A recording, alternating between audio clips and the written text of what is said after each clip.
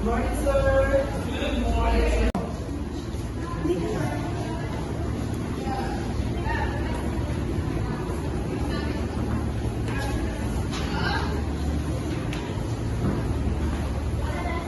Okay, again, good morning, everyone. Good morning, sir. Before we're going to proceed to our topic, let us pray first. Mr. Dagzal, can you please lead the prayer in front? So please rise, everyone.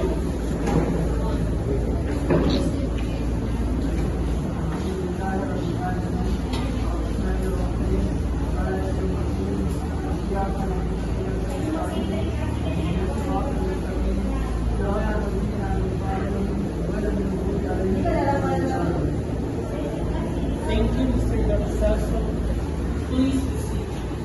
Again, good morning, everyone. Okay, class, since today is the first day of our class, so all we need to do is to introduce ourselves first. So let's begin with you. Introduce yourself with your classmates, including your name, your age, and where are you from. Hi, classmates. So, my name is Abdul Rahman.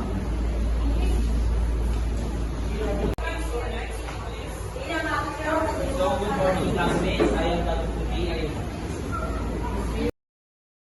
Next, please. Good morning, everyone. I am Dr.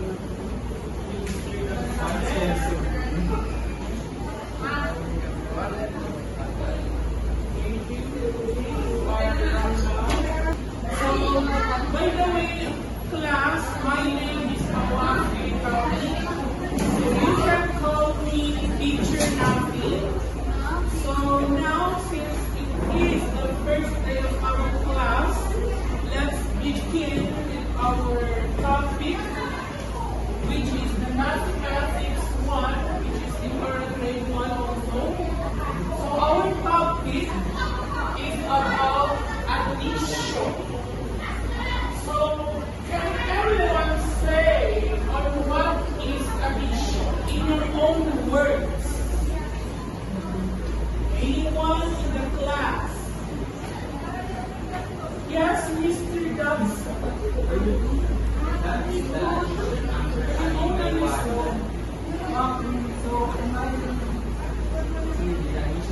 Addition is from the word add or addition. Kung pag adding ng number the example is 1 plus 1. Thank you very much, Mr. Gansa. Yes, precisely. When we see addition, it is an adding of number. From the word itself, add. You are going to add a particular given number. Okay? Okay, so let's begin with our simple exercises according to addition. So, who wants to solve a number 1? Yes, Mr. Rangal?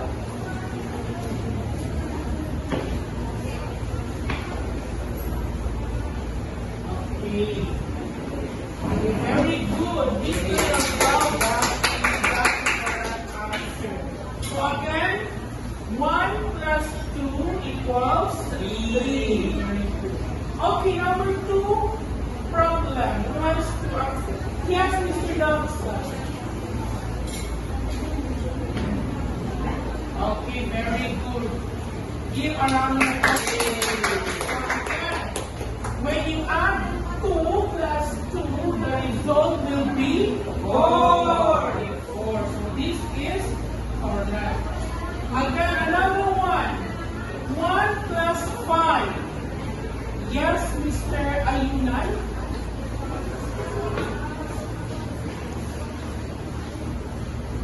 Okay, 5. Okay, 5 is the correct answer.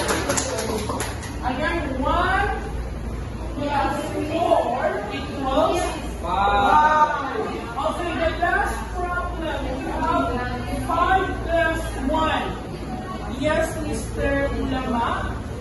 Can you please solve the equation number 4?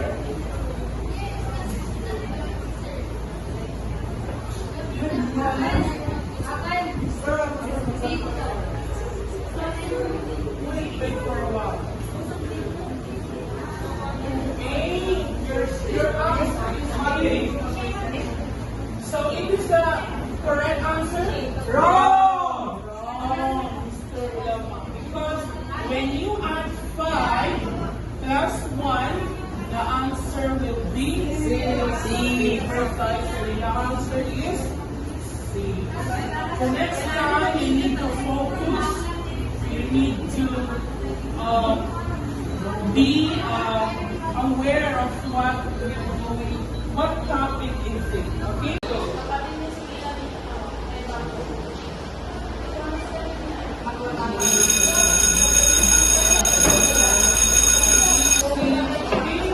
Mapayong na by class, ay nagsasabihin ko sa inyo, where is Mr.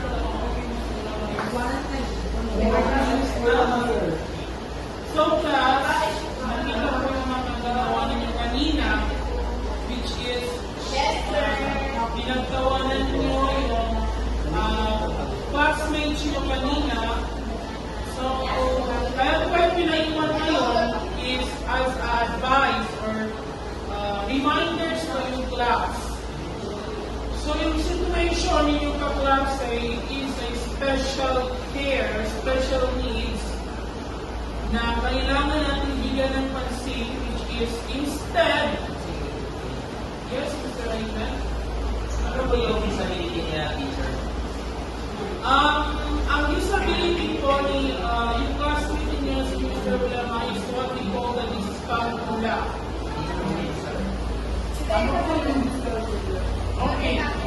So yung sinasabing dyscalculia is a disorder which is we need to give a special care for the child.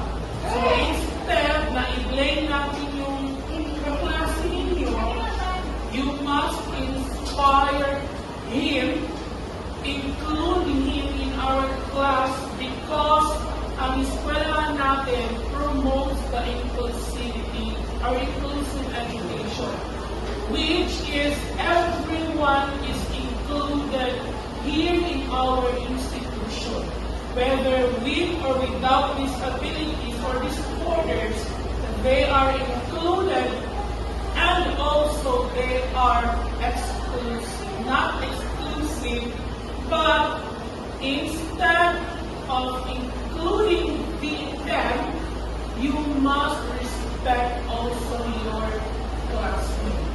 So all you need to do is to motivate him, to inspire him also. So I hope na magtutulungan tayo bilang ating mga anak na mas lalong paigtingin ang pagtutulungan, lalong-lalo na in terms of education. So again, see you tomorrow in my class. Once again, goodbye class. Thank you, sir. Sir, goodbye!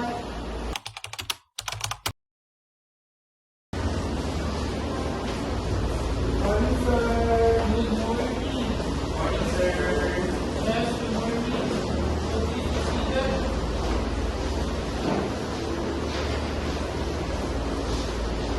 Sir, wala na dito. Ito ba po? So once again, good morning class. Morning, sir. So it is a continuation of our topic. Again, before we proceed, ano nga yung topic natin kahapon? Yes, Mr. Rizal? Sir, our topic last yesterday is the addition. Okay, addition. So now it is the continuation of our topic, which is the addition lesson 1.1. So now, Mr. Lagsa, pwede mo kumuha ka ng 5 stone sa labas, yung maliliit na Yes, po, sir. Okay. Po, sir. So now, we will use this stone para sa ating materials in our class. So ngayon, isolve natin ang 3 plus 2. So, Mr. Lama, bibigyan kita ngayon ng ito. So, ako ay may tatlong ito. Tapos, pag sinabing addition is, dadagdagan ko or ipaplas ko sila sa So, yung tatlo mong bato is dinagdagan ko ng dalawa. So, ilan ba yun ang bato na mayroon ka? Again, ilan ba yun ang bato na mayroon ka? Halimbawa, 3 rock and 2 rock.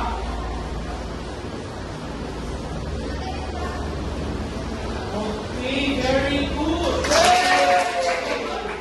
Yung 5 bato. So, ngayon, gamitin mo yung bato. Ngayon naman, pag ikaw ay mayroong 2 bato, dagdagan mo ng 1 bato. So, ilan na ngayon ang bato na mayroong ka, Mr. Jama?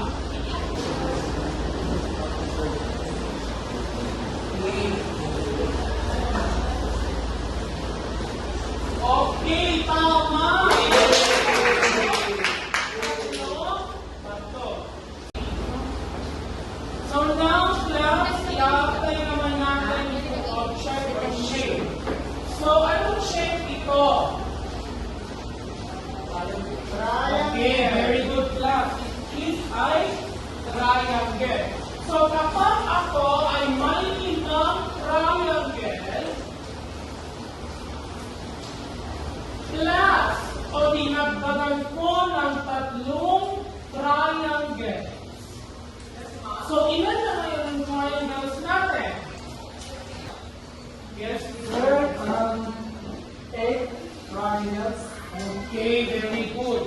Mayroon na ako ngayon 8 triangles. 8 triangles.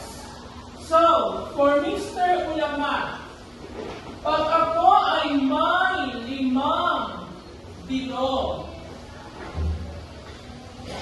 dinagdagan ko siya ng another 2 circles. So, ilan na ngayon ang bilog ni teacher? Yes, Mr. Ulama. 7. Okay, 7. So, paano mo nakuha yung 7? Can you please show your solution?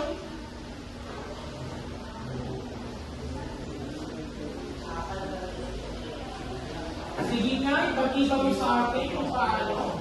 Tapos isulat mo ang sagot sa pisahan. 2, 3, 4, 5, 6, 7. Okay, magaling! So, ang tamang sagot ay 7.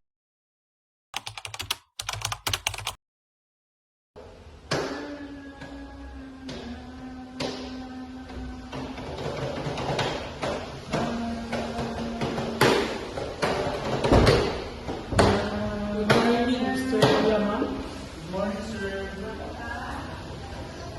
Oh, yes. Maaga ka ngayon, ha? Yes, sir.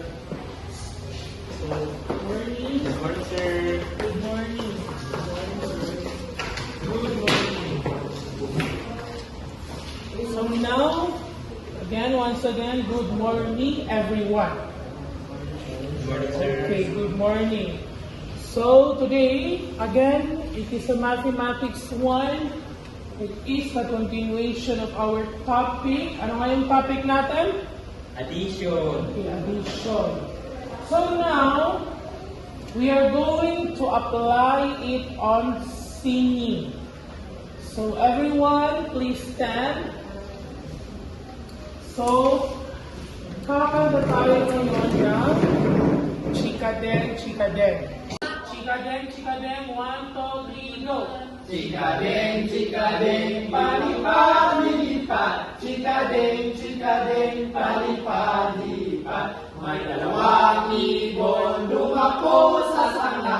Dumating ang isa, 3 na sila. Chikadeng, chikadeng, lilipad, lilipad. Chikadeng, chikadeng, lilipad, lilipad. May 3 ibon, dumako sa sanga. Dumating ang isa, 4 na sila. Chikadeng, chikadeng, lilipad, lilipad. So congratulations!